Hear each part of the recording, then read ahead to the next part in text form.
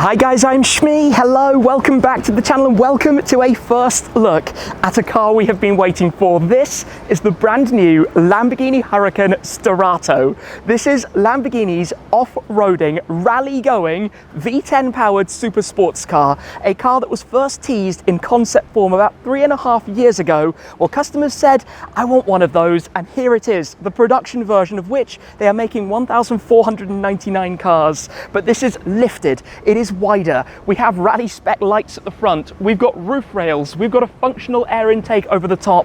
We've got these very wide arches. We've got off-road tires, and we have specific LDVI driving modes, the rally setup, everything about it, which we can explore today for a first look here in Miami, Florida at Art Basel Miami, the launch venue of choice for the new Huracan Sterrato. Let's do this. Let's have a full look around.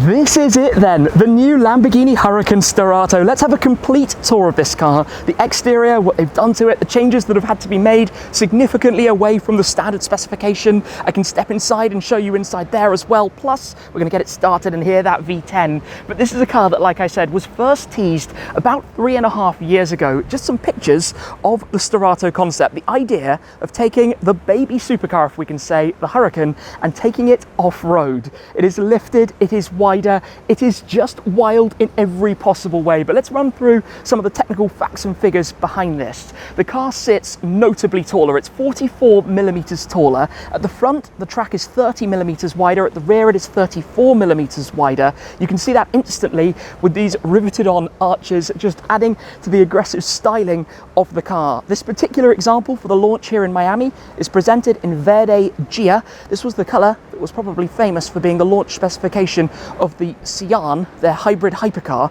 when that was presented not all that long ago. In the back, we have the 5.2 litre naturally aspirated V10. In this car, permanent all-wheel drive, of course, being the rally mode, rally-going vehicle that it is. 610 horsepower, 565 newton meters of torque. Same torque figures as you find on the likes of the STO and the Huracan Technica. Slightly down on power at the 610, but it is going to be no slouch. Believe me, you can still go 0 to 100 kilometers an hour, 62 miles per hour in 3.4 seconds, and 0 to 200 kilometers an hour, 124 miles an hour in only 9.8. It will go to a limited top speed of 260 kilometers an hour. That's 160 miles per hour. And this car is one of only 1,499. So let's run through some more of these details. You notice around the front, for example, the familiar Huracan styling, all of these Y ypsilon shapes that you see throughout. This new design to the front bumper, which represents to me the styling that you see on the Aventador S, for example. At the very front, we've got a new look bumper because, of course, underneath you have aluminium protection plates as well for the type of terrain they're envisaging customers will be driving this car over, plus those distinct 2 rally lights sitting on the bonnet exactly as they were right on the nose there in the original concept that was shown. On this car, we've got the Rosso Mimea accents, as you can see, to contrast against that body colour. As we come round towards the side, you still, by the way, have a decent amount of luggage capacity up front. Who knows what you might need to take with you when you're off trekking through the wilderness. You've got these wide bolted on arches which just give it quite a distinct look. A new set of wheels, 19-inch wheels front and rear, because of course we've got these off-road going Bridgestone tyres. The Bridgestone Dueler tyres, in fact, for this. Up front we've got the 235 4019s. At the rear we have 285 4019s as well. As you can see, quite an unusual look for this kind of car. You don't expect to see this kind of tread on a Lamborghini super sports car. More design styling here, including the reinforced side skirts, as you can see, with those different appearances to the regular car, and similarly around the back, the twin tailpipes, one on each side, and again underneath to help with ground clearance and, of course, protecting the vehicle depending where you may end up with it. On the top, you've got these roof rails which have the Sterrato logo on them. I think that's a really nice touch. And a functional intake. This is actually for the intake air itself to the engine for the cooling. The idea being, by having the airflow coming in over the top, it will be able to avoid some of the dust that the car will otherwise be picking up while you're out driving across dirt tracks, across the desert, wherever it may be. Let's come and take a full look inside before I'm going to show you under the engine bay cover this functional hood intake, and we're going to be taking a listen to that V10. But inside here, a distinct interior, for the Sterrato, as you can instantly see the Verde Sterrato Alcantara mixed with the black Alcantara, swathes of Alcantara in fact. The entire door card, as you can see, the Sensonum sound system. We've got all these red accents for the door grab handle, for the flap for the starter button, for the anima toggle on the steering wheel, and the exterior details as well. Now these are the sport seats that we saw launched with the STO, also found in the Technica and other models, a balance between giving you the support and the comfort that you might like if you're driving your car on the type of off-road that this is going to be suitable for. So we've got this dark green Alcantara with these etched Ypsilon shapes throughout the centre of the seats, continuing through the central tunnel, and further details as well, the Alcantara steering wheel also. But I'm going to step in to the Sterrato to show you a little more inside here. This is of course a car very far away from what anybody would have imagined when the Huracan was originally launched to supersede the Gallardo. To start it, you can either lift the flap and press the button, or you can poke through just to turn on the ignition for a moment, wake everything up. Screen comes into action. We've got the new LDVI system, the Lamborghini Dinamica Veicolo Integrata, which has specific modes for your Strada and sport settings to work off-road. And of course also it now has this rally mode, previously only found on the Urus Performante when they changed from having various different off-road settings to just the rally mode. And there are a whole host of different screens and displays as well that you can bring up here through the telemetry and through the vehicle information to see what you're doing as you drive. Here, for example, some of the basic things, and we can also go into the inclinometer, which is where you have more details about the angle that you're driving at if you find yourself in some pretty gnarly terrain.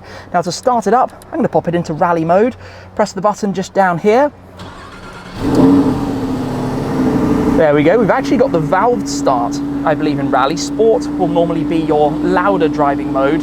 Of course, this is with the V10 running the cold start sequence. We've actually got a different display. It's slightly different with the way this is presented for the rev counter in comparison with the STO and other models. But inside here, very familiar as a Huracan, just sitting that touch higher than you would usually expect to find. We've also got the camera system, so you can have your complete telemetry to bring back video and data and evidence of exactly what you were doing with this car if you want to know a little more about it. There we go, you can hear the end of the exhaust valves, and certainly this is a car that means business. We're not going to be revving it from cold right now.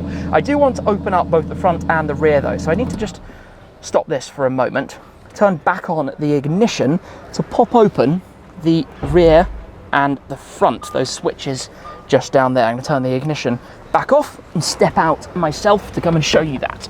Around here then, unlike the STO, you do not need to use a specific key and have to lift off the cover. It is hinged and pivoted from the front, but check out how they have done this intake, how it is a functional intake direct for the additional cooling for the engine to enable the car to have that cleaner air coming through. Obviously critical with the type of terrain, again, that it's going to be driving through, as opposed to the STO, where effectively the snorkel on the top is to bring cold air just into the engine bay compartment. As we're familiar with from Lamborghini models, you have the firing order of the 10 cylinders of the engine just here, and then sitting down, of course, underneath the intake, the engine itself. That's 610 horsepower, 5.2 litre naturally aspirated V10, one of the last NA V10 cars we will possibly ever see making it into production. Something very, very special, with of course the seal for that intake and all of the openings that you have through here as well. Let me just click this back down into place, give it a click right down there. But basically this slatted rear deck. Back here, familiar tail lights, this style of the integrated spoiler that we saw launched with the EVO.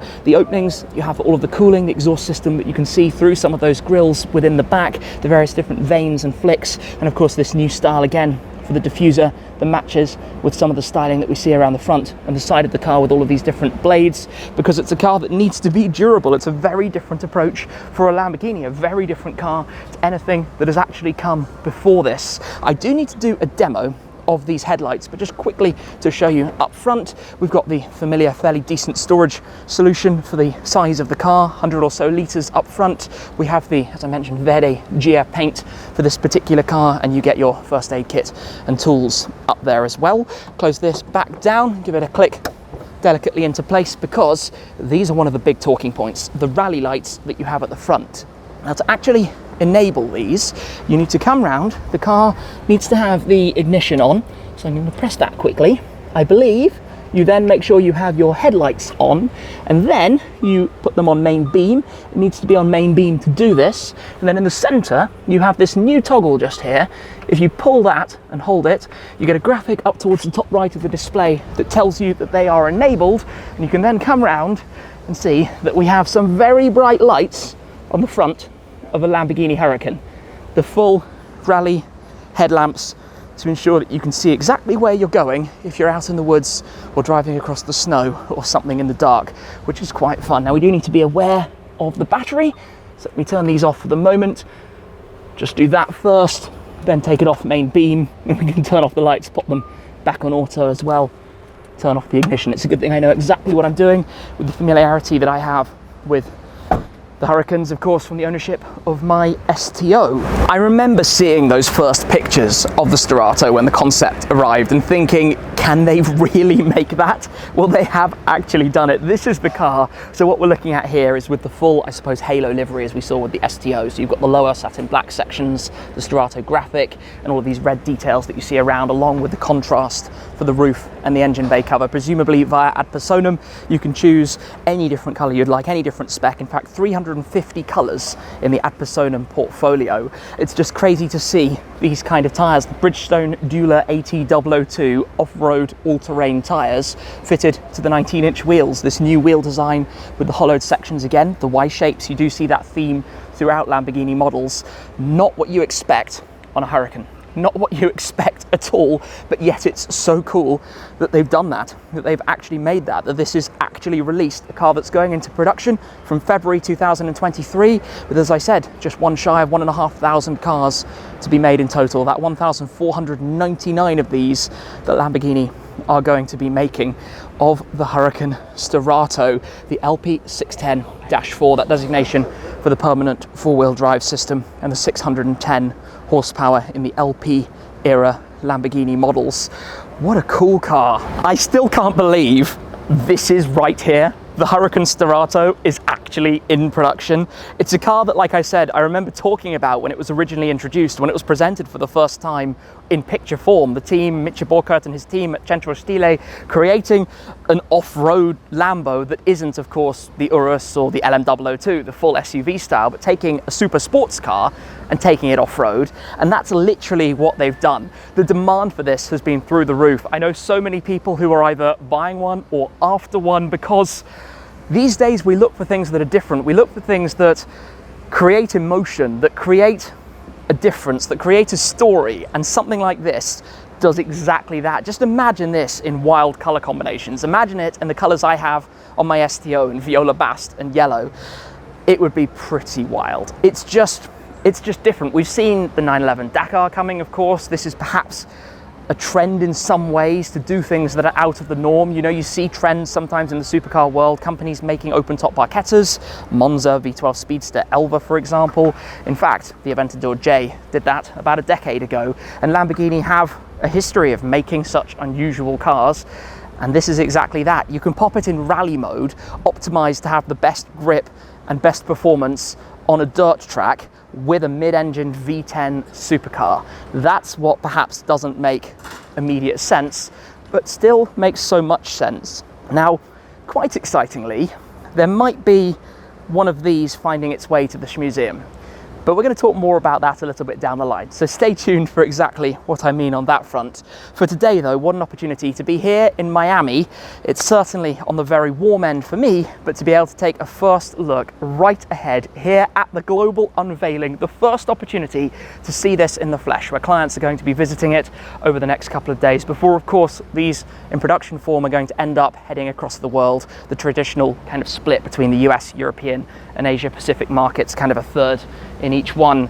Yeah, there it is, the Lamborghini Huracan Sterrato. So thank you very much for joining me, guys. I hope you've enjoyed this first look at the new car. That's it for this time, and I'll see you again very soon. Cheers.